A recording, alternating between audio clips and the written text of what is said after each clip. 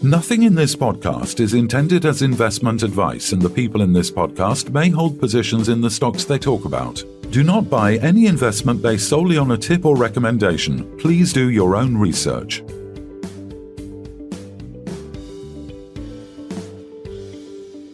Hello and welcome to the Midweek Takeaway. Today we're joined by Oliver Friesen, CEO of Guardian Metal Resources. Welcome back, Oliver. Hey, gents. How you doing? Yeah, good. You? Just getting used to the name change there. Obviously, you know, it was sort of like just almost a reaction to say Golden, but obviously that we'll talk about that name change later on. Obviously, you just announced that you're making significant progress at the 100% owned Pilot Mountain project in Nevada, USA, located in the Walker Lane Mineral Belt. The project's current 2,000-meter drilling program has completed 547.6 meters with 2 core drill holes. The first hole, PM24001, drilled in the desert scheelite zone, exhibited strong scheelite mineralization and skarn alteration over substantial intervals, suggesting potential expansion of the deposit.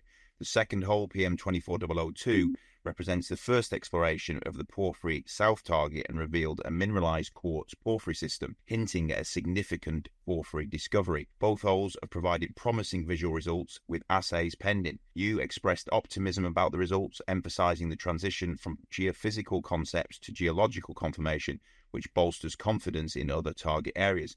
Further expert analysis and drilling are planned to explore these findings more comprehensively. Tell us more, please, Oliver. Yeah, great start to the program. You know, we've drilled just over a quarter of the meters that we've budgeted for. We certainly have the money and the financial backing here to expand the program, but we're just getting started here. These are the first 2 holes.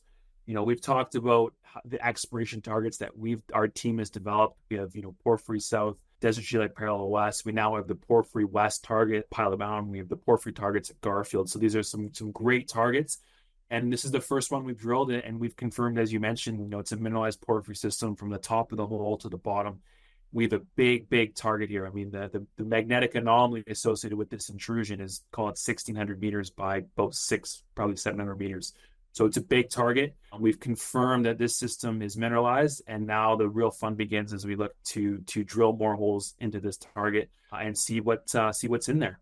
Absolutely. So what is the plan then going forward? Obviously, you alluded to at the top there that you're awaiting assays, but what about the drilling program? How many more holes are you planning? Yeah, so we've only talked about the amount of meters we're going to drill. Obviously, it's hard to know at this stage how deep each hole is going to go. But we have, like I said, at least 1,500 meters more of drilling to do. So what we're going to do is we're going to go and test some other targets and drill some other holes that are on our priority list. And this gives us the time to get some assays in from Desert Scheelite, where we drilled a really visually exciting interval from pretty much top to bottom of that hole. And then, we've now engaged a porphyry expert. He's going to be headed to site tomorrow. We're not wasting any time here. So he's going to go walk the ground, do a bit more kind of detailed analysis as to what he's seen at surface. He's going to review the core and then put this all into context and say, okay, now go and drill here. This is the next place to go within this big target as we look to vector into different parts of this system and potentially the potassic core, which is where the big prize is usually found within these systems. So Oliver, all looks very exciting in terms of first drill holes. Just explain the first drill hole, or not the first drill hole, the second drill hole has gone down, found mineralization from I think 22 meters all the way down to 405 meters. Obviously, that's on visual inspection. Have you ever seen that before? 380 something meters of just pure mineralization? I mean, yeah, these porphyry systems are big. So when you do get into a sizable one, the intercepts are typically quite large. And this is why we're so encouraged by this particular hole. I've seen porphyry intercepts where, it's 30, 40, 50 meters of porphyry veining, and the system's probably not that small. It's probably quite small. But, we saw veining from literally right below overburden. And it's, if you look at the RNS, the proof there, or the key is in the visuals. And we've seen those type of veins throughout the top of the hole all the way to the very bottom. So what that's showing us is that the system is what we call kind of juiced in the industry. There's a lot of fluid in there. The fluids are really hot, and obviously they're mineralized as well. So a bunch of check marks off the hop here. And now, like I said, the fun begins of drilling this system out and looking to find different areas of enrichment, and hopefully the potassic source as well. And just a quick note, you look at those veins, and we might actually publish a whole reel of photos on our website. I'm just figuring out how if we can do that or not. but it would show, and we've tried to highlight this in the RNS. We've showed photos from kind of the near up the hole and then all the way towards the bottom. So it's not like we've said taken a bunch of photos from 200 meters to 220. No, we're seeing the same type of veining, same type of mineralization from the top to the bottom. And that's important because, like I said, the system is juiced, but also we can use this information now to continue to tackle this system and figure out what it all looks like. It's a big target, and it really takes a lot of work to figure out where you are and where you need to go with subsequent drill holes. And I presume you stopped at 405 because that was the plan. Roughly, that was the plan. You could have gone deeper, or was there a reason why it didn't go any further? Yeah, I mean, like I said, there was veining in the last box, so we could have kept on going. The reality is drilling slows down the deeper you go. So, we actually, in a perfect world, we would have just kept that hole going to see what was further down there. But our view was, hey, we've confirmed the system exists. We've confirmed 400 meters of this. The veining kind of intensity and the alteration, it's relatively consistent throughout the hole.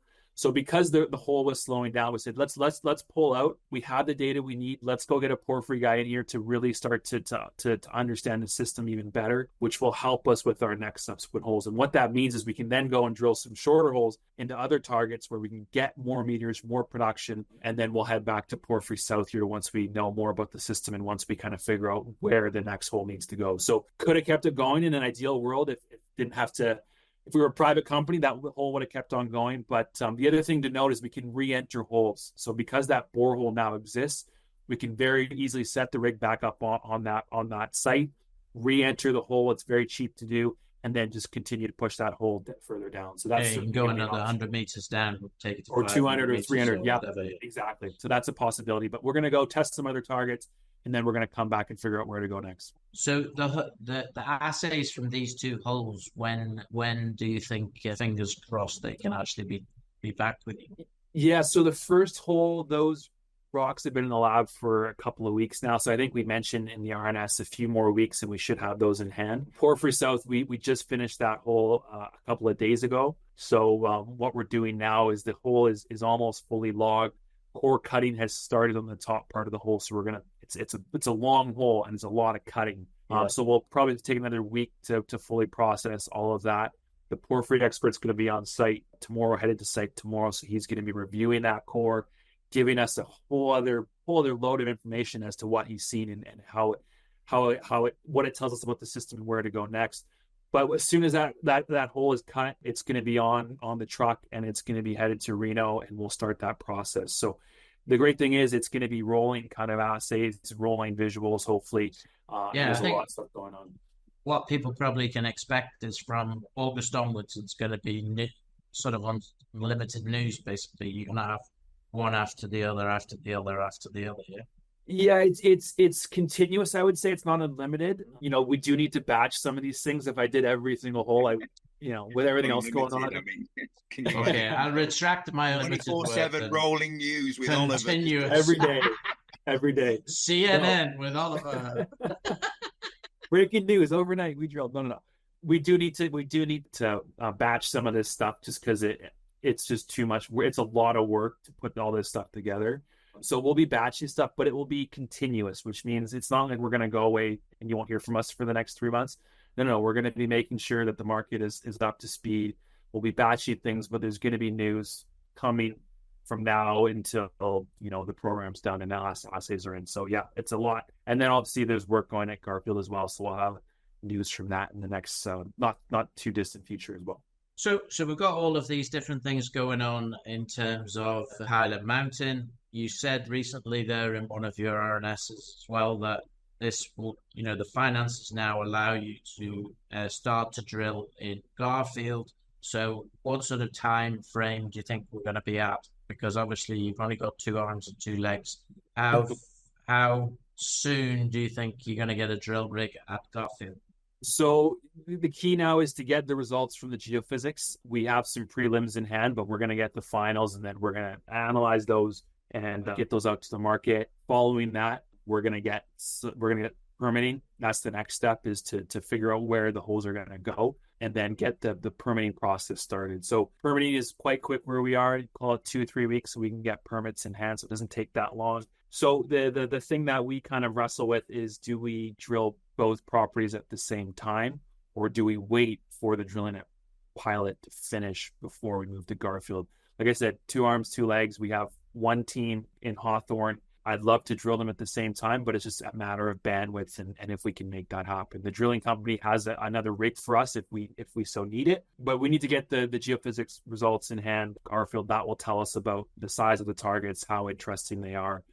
We also are doing the magnetics at the Porphyry West target, Pilot Mountain. Now that's really important because the confirmation of the mineralized porphyry system at Porphyry South gives us further confidence in what we could find at Porphyry West, which is a 2 kilometer by 2 kilometer target. So there's a lot going on here. This is the first drill hole into one of our exploration targets. And all of a sudden we have so much more work and so many more meters that need to go into this target. So it's trying to balance it all. So I'm not going to commit to anything, but we're pushing everything forward in tandem, and then we'll kind of figure out how to tackle it all as it comes. So just to give people an idea, this is obviously a new target. We have a JORC report already on the first target for tungsten and some copper. Is this potentially bigger than what you have now that you have this drill hole? So the JORC resource that you mentioned, that's the skarn that's at surface, and that's the tungsten, copper, silver, and zinc, largest undeveloped tungsten deposit on U.S. soil is at desert scheelite, which is fantastic, and we've talked about why that's so important in the context of the current geopolitical landscape. But what we've found here is what appears to be the causative porphyry. Causative just means they're connected. It's the main fluid source. Now, porphyries, if you find one and it's well mineralized, are as we've talked about before, they're the most important source of copper and a lot of other metals in the entire world. So we found the causative porphyry. We found 400 meter mineralized interval. We know it sits within a very, very large magnetic anomaly.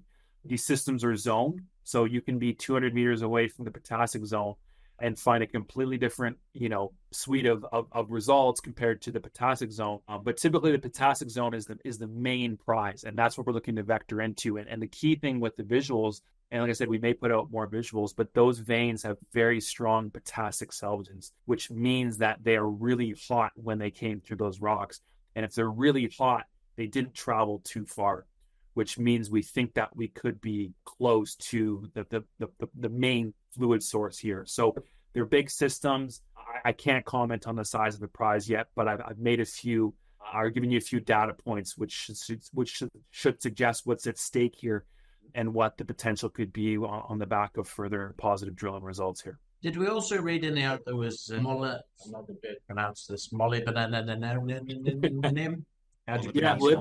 Molybdenite. Yeah, absolutely. How do you pronounce that? Molybdenite?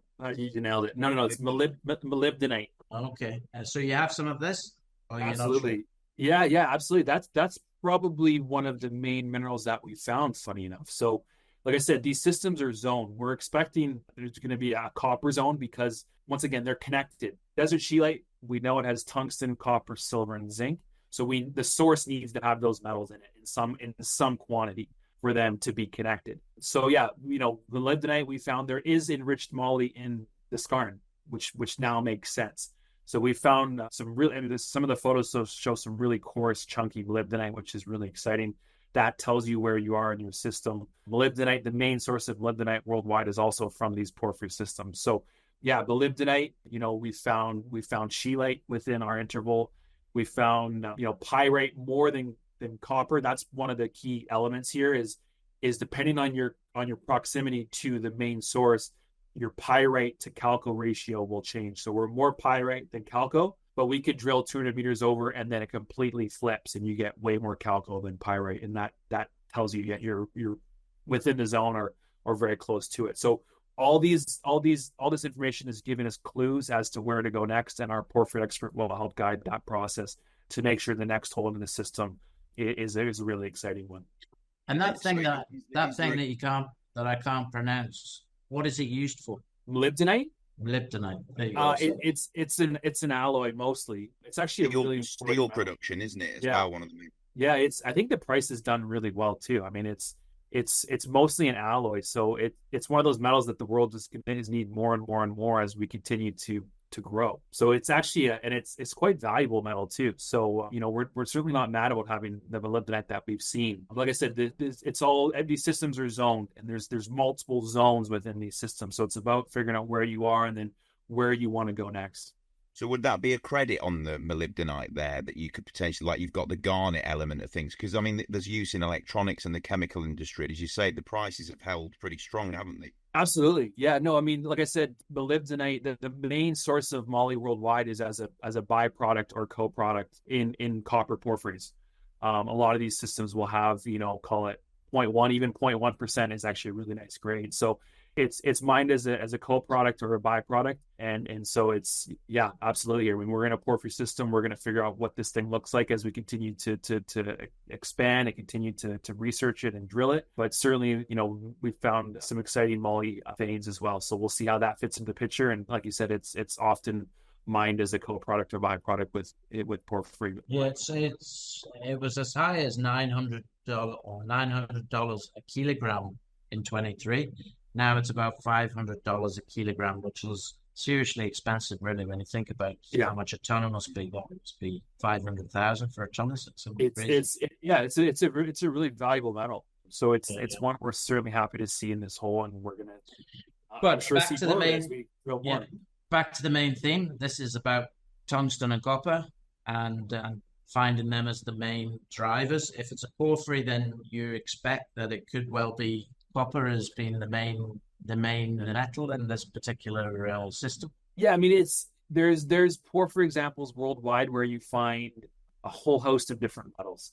So the main ones that you see are copper, gold, silver porphyries. But you can have a tungsten porphyry, which is mostly tungsten, or a almost all molybdenum porphyry, or there's a whole different suite of metals, because these intrusions, when they come up, they interact with so much different wall rock that the chemical makeup can vary massively. So, like I said, in the skarn, we have tungsten, copper, silver, and zinc. So we're expecting to find some amount of those minerals in the porphyry. And this porphyry, as I mentioned, we strongly believe that it's the causative porphyry. So there's going to be a copper zone, there's going to be a tungsten zone, there's going to be a moly zone, and then there's going to be zones where you find both of these metals. We're probably going to find silver as well, but obviously the assays are important, because there's a lot of visuals you can pick up so much, but it's really the assays that tell you, oh, there was actually silver in this interval as well, or gold, or even a lot of the other kind of elements. You can dig a lot of information from those. So they're big systems, they're zoned, the metals can change from 100 meters to 100 meters. So we've confirmed the system exists, we've confirmed it's big,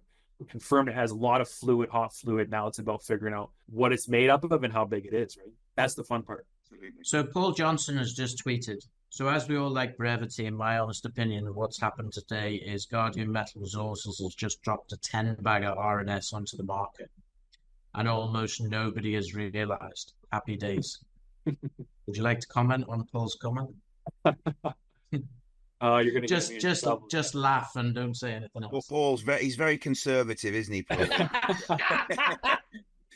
Well, one thing I want to talk about, Oliver, I don't want you to comment on that, to be honest. I want you to comment on, just talk about the name change. Obviously, starting off, focus may have been on the Carlin style gold and everything. But now, obviously, you're focusing heavily on the tungsten and the Guardian. Just talk us through this name change. Yeah, I think basically, Oliver, you just wanted to be Guardians of the Galaxy. I think that's ultimately what it's all about. Named after his favorite movie. Yeah.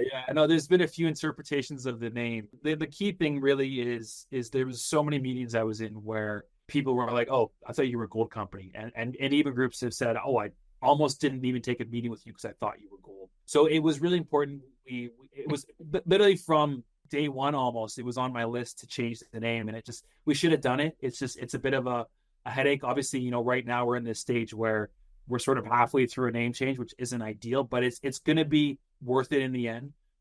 We kept the ticker the same, which means the ISIN and everything remains the same. So it's actually a pretty efficient process. But now it just reflects what we're doing. When we have the largest tungsten deposit, we're looking for more tungsten. Tungsten is a metal for defense. It's for, if you type in defense and synonyms sort of in the dictionary, guardian or guardians comes up. It's all kind of part of that, right? And the real important angle of what we're doing here is defense related. So this is a sort of an homage to that, but it's not so much we want to go out and defense, but we're Guardian. It's important to have these metals because it fortifies. Just went on AI and typed in, give me another word beginning with G that'll sound good, basically, didn't you? I mean, it was the only one that came up. I reckon Goldilocks would have been better because you seem to have hit the Goldilocks zone in all these sort of, these assets.